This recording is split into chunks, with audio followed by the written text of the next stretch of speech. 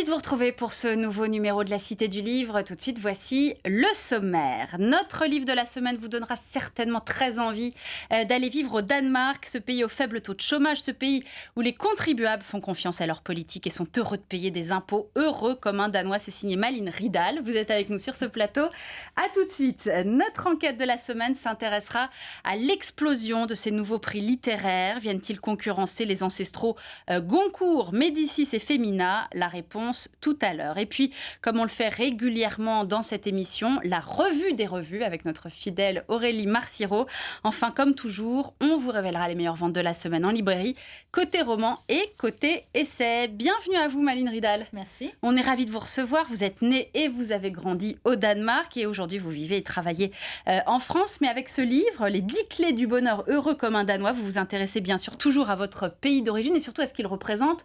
On parle beaucoup, bien sûr, de ce pays mondialement connu pour son BNB, son bonheur national brut supérieur à la moyenne européenne, connu aussi pour son modèle social, politique, scolaire qui favoriserait l'épanouissement. Alors en finissant ce livre, je me suis dit, mais comment Malin fait-elle pour vivre encore en France? Pourquoi avoir quitté un tel pays? Bah écoutez, après j'en parle dans le livre parce que j'essaye de faire la différence entre le bonheur, où moi je parle plutôt de bien-être en réalité collective et ce qu'il y a le bonheur personnel qui reste donc très personnel. Et moi, le mien a été, mon choix a été la France. Et je pense que d'ailleurs, et je le dis aussi, je le répète souvent, ces valeurs-là, avant d'être des valeurs danoises, sont quand même des valeurs humaines. Donc, des valeurs universelles, mais c'est pas toujours le cas. Je pense qu'on peut les vivre partout dans le monde. Oui. Alors c'est pas un livre naïf, effectivement, vous citez plein de chiffres. Je reviens sur cette phrase qui est au début du livre, je la cite. Pourquoi cette petite population, celle du Danemark, d'environ 5,6 millions, se sent-elle aussi satisfaite alors qu'il fait froid 9 mois sur 12, que pendant l'hiver, la nuit tombe à 15 heures et que la pression fiscale est parmi la plus élevée au monde? Alors ça, c'est très intéressant. On va commencer par ça. Vous nous rappelez effectivement qu'au Danemark, la pression fiscale est la plus élevée au monde avec un taux de 48%. Et pourtant, au Danemark, il n'y a pas ce qu'on appelle en France le ras-de-bol fiscal. Pourquoi donc ?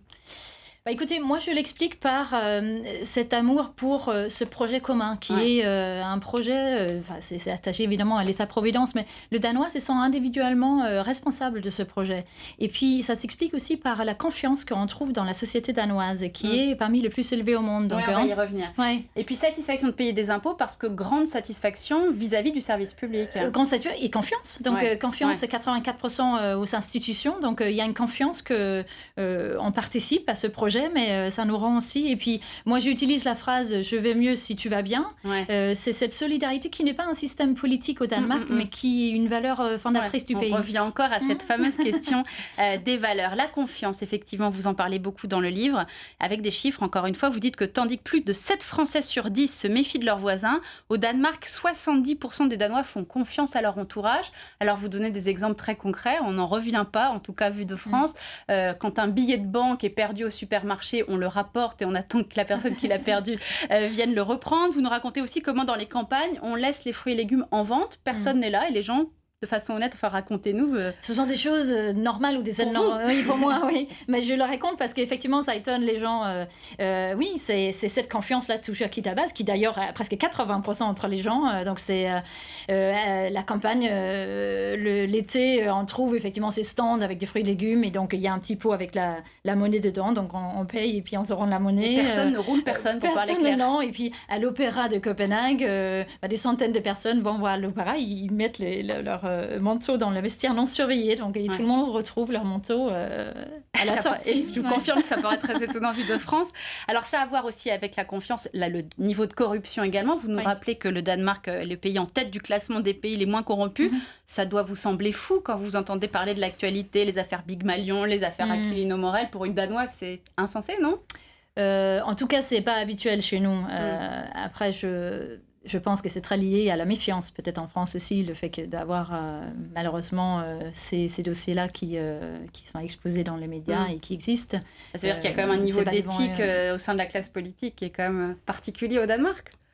Ça a à voir avec l'éthique politique et entre les gens aussi. Je pense que le comportement des politiques c'est un reflet du comportement de la population aussi. Je pense que c'est très lié. Alors on est très convaincus également parce que vous nous racontez du système scolaire à la danoise avec toute cette importance accordée au développement de la personnalité. Alors parlez-nous, je vais essayer de ne pas écorcher les mots, de ce qu'est l'efterskole et l'højskole. c'est ça? J'ai mal prononcé, j'en étais sûre. Efterskole, oui. Je pense que c'est un concept même unique au Danemark, où il y a à peu près 150 écoles d'Efterskole au Danemark, qui sont des post-écoles, c'est vers l'âge de 14-15 ans, où on propose d'aller faire une année d'école où c'est des matières un peu moins classiques, où par exemple on peut mettre l'accent sur le manuel musical, la créativité, et surtout ça tourne beaucoup autour de ce projet commun, donc le respect de l'autre, donc au fond c'est le développement de la personnalité de l'enfant, et puis dire c'est pas parce que vous n'êtes pas bon en maths ou en langue qu'il n'y a pas une place pour vous, justement il y a une place pour tout le monde, et cette place, il n'y a pas de hiérarchie par rapport à, on ne dit pas à un enfant quand il a 7 ou 8 ans tu es pas bon en maths, donc c'est nul. Non, donc on essaye de valoriser tous les talents dans une société. Alors vous nous racontez également cette culture du petit boulot dès l'adolescence. 70% des ados ont un petit job, tout en allant à l'école bien sûr. Vous revenez sur le temps de travail, tout le monde sorti du bureau vers 17h. Au début de cette interview, vous me parliez de l'État-providence, mais vous nous décrivez aussi un système social basé sur ce qu'on appelle la flex-sécurité. On peut être licencié très facilement au Danemark et les chômeurs sont très contrôlés. Mais vous savez, il y a ce côté responsabilité. Donc, je cite un exemple d'un Danois qu'on a nommé dans la presse, Robert le Paresseux, parce qu'il a dit publiquement, moi, je préfère finalement rester au chômage au lieu de prendre un job inintéressant. Il a été condamné par les Danois collectivement en disant que maintenant... Ok, vous passez par une période où vous êtes au chômage, mais vous cherchez. Et puis ce système est assez exigeant. Donc le chômage, c'est un système assez généreux, même plus généreux que peut-être ailleurs. Mais tous les jours, les chômeurs doivent montrer qu'ils cherchent activement un emploi. Et il y a même des missions dans la communauté. Donc ça peut être nettoyer des plages ou assister des personnes âgées dans la communauté. Donc des missions qu'ils sont demandés de faire pendant qu'ils sont sans travail. Qu'on soit patron ou petit salarié. Les 10 clés du bonheur, heureux comme un Danois. Maline Riedal, je me suis régalée en le lisant et c'est publié chez Grasset. Merci de nous avoir apporté comme ça cet optimisme danois.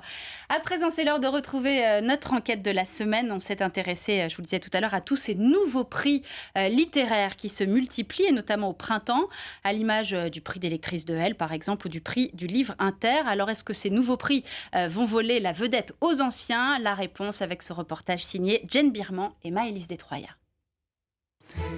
Difficile de trouver un jour dans l'année sans prix littéraire. En France, on en compte plus de 1500 par an, dont certains sont déconcertants, comme celui du prix de la Société Centrale Canine. Plus sérieusement, dans les derniers nés, le prix du roman news. Jean-Louis Debré, président du Conseil constitutionnel et écrivain reconnu, est membre du jury depuis sa création en 2011. Le prix du roman news, qui est chaque année depuis 4 ans, distribué par le drugstore Publicis, est un prix important et à plusieurs titres.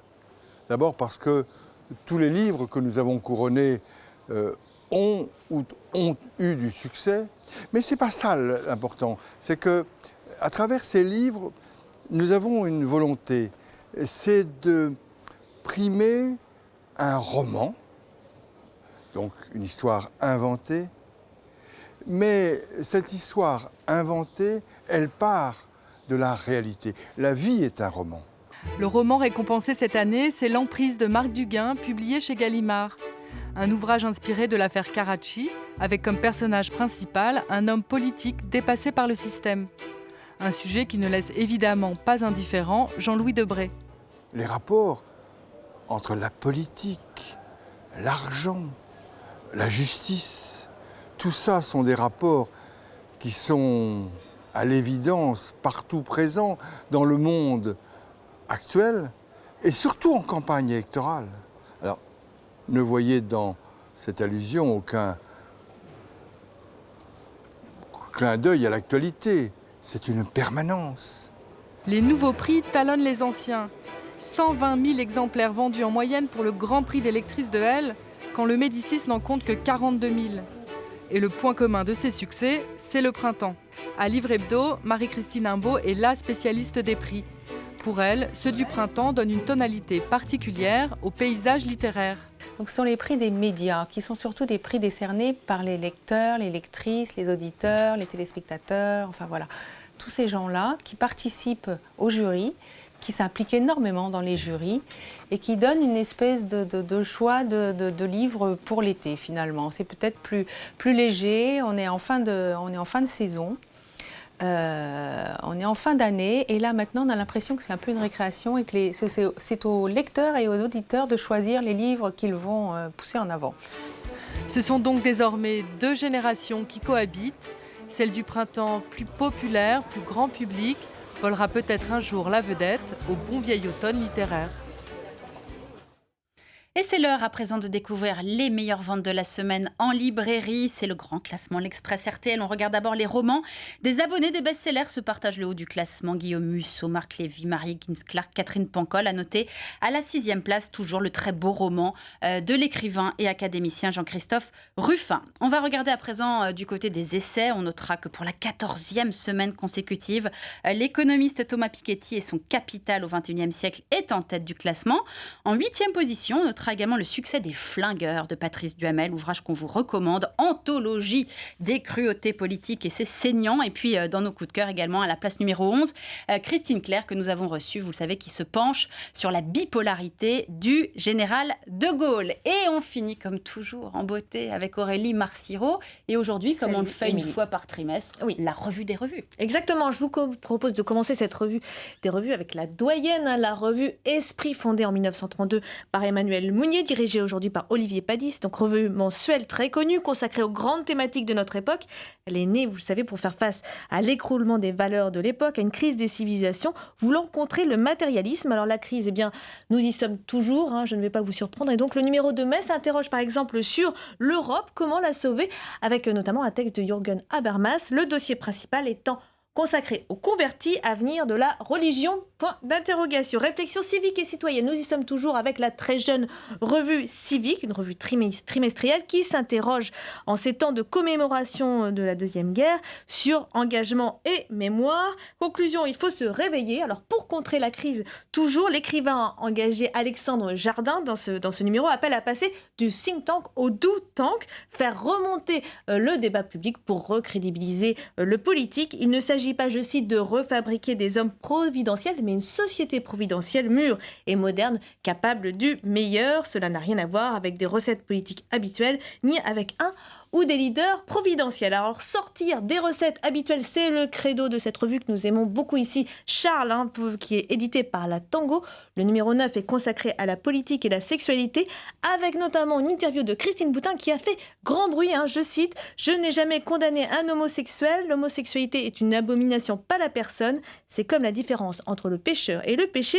Le péché n'est jamais acceptable, mais le pécheur toujours pardonné. » Ça fait beaucoup de bruit. Oui, alors comme d'habitude, des angles pointus et des écritures différentes.